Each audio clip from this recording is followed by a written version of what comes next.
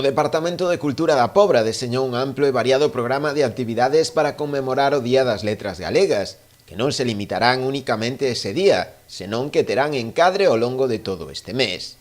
Boa parte das actividades programadas terán como destinatarios os escolares do municipio, con diferentes propostas, nas que se incluirán varios concursos. Non para o día 17, porque as focalizamos en casi todo o mes de maio, están un pouco dirixidas a todas as idades.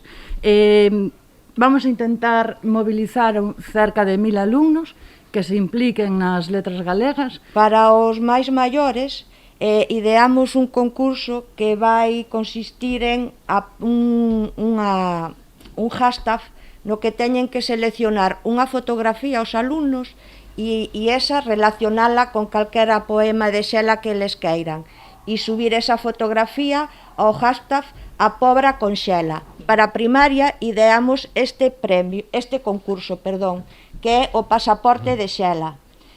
Son 10 establecimentos os que participan nesta edición, inda que temos moita máis, tuvemos que seleccionar, porque son 10 palabras que teñen que atopar os nenos neses establecimentos que estarán identificados con esta pegatina. E despois, para os máis pequerrechiños, pois ideamos isto, que é pintar con Xela.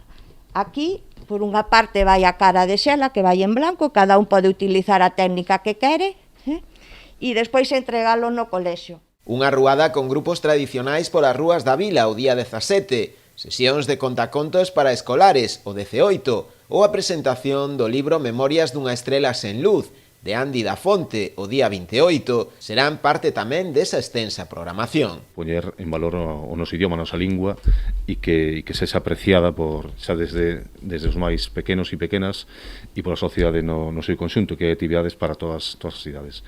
O Concello repartirá tamén ao redor duns 1000 libros en lingua galega entre todos os centros de ensino do municipio.